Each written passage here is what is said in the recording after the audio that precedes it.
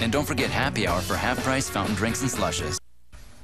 She was a young mother of two just beginning her life. But almost 40 years ago, someone killed her and left her in the snow along a rural Morgan County road. Tonight, someone wants us to take another look at this cold case mystery. WHNT News 19's Carson Clark joins us now with this special report. And Carson, we don't know who sent us the letter.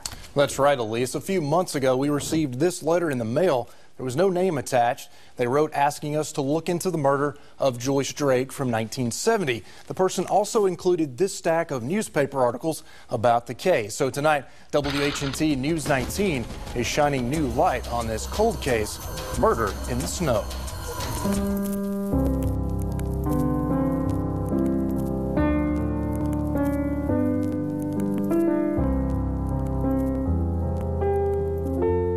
January 7th, 1970. The new year and the new decade were just a week old. 4 men had recently walked on the moon. The future looked bright.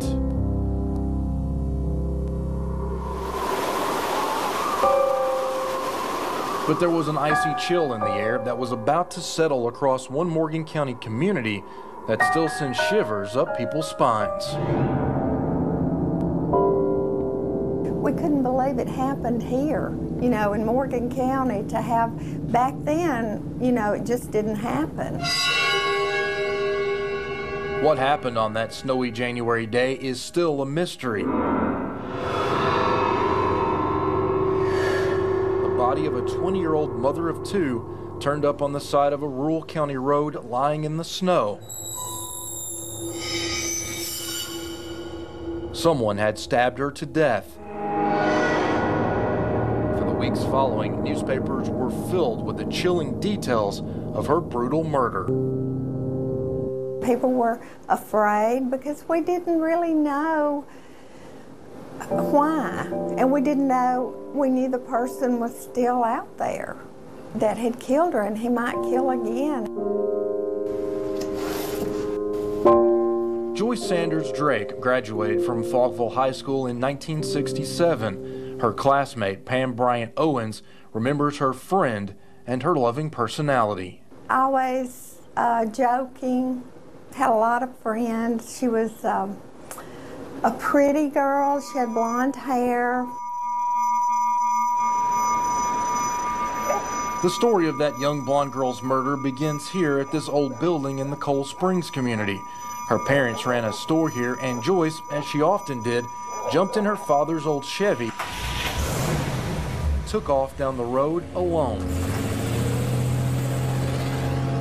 And she was evidently taking money to the bank at the time. Joyce made it here to the bank in Falkville and cashed $400 worth of checks. But something happened on her way home. Somewhere between the bank and her parents' store, someone else got in that truck. I think everybody else must have felt about the same way how this could happen, apparently in daylight. Former Morgan County Sheriff Buford Burgess worked Joyce's case. During his 10 years in office, he never came up with answers to questions like who got in the truck and why did Joyce pick him up. I don't think they ever even had a lead. I don't think there was ever a suspect that we knew of. Someone spotted Joyce driving back past her parents' store that day with a red-headed man in the seat beside her. That was the last time she was seen alive. A search began, and a few hours later, someone spotted the truck here on Union Hill Church Road, but no sign of Joyce. Then at 9 p.m., almost 12 hours after she left, men searching the area found her mutilated body here on the side of Lawrence Cove Road, lying in the snow. We heard that there was red hair in her hands, and she did have skin under her fingernails, so evidently there was a struggle. Investigators at the time indicated Joyce Drake fought hard against her attacker, but it was no use. She wasn't sexually assaulted, but the money she picked up at the bank was gone. County and state investigators worked hour after hour trying to find out who killed Joyce Drake. 2 months later, this headline in the Decatur Daily declared an arrest was near. The story quotes an investigator as saying, "We feel real progress has been made and that a solution to the case will be reached soon." And the story also says this, quote, "I can't comment on this much, but I suspect it will be someone known to the family," end quote. That was March of 1970.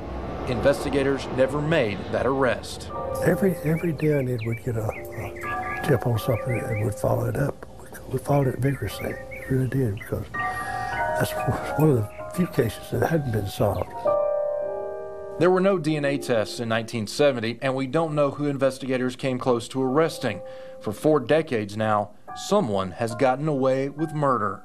We felt like victims too, because we loved her and we wanted justice. We wanted to know who did that and to why. We wanted, the questions why. And, what was the motive, what really happened that day. As much as this murder gripped the community, the county, and North Alabama, time eventually marched on. And interest in this murder in the snow melted away, with only those who loved her remembering this young mother's lost battle for justice.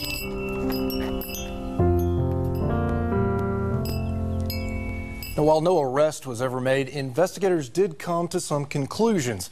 They believe Joyce Drake's attacker was a local because he seemed to know the roads very well, and he also had knowledge that Joyce made frequent trips to the bank.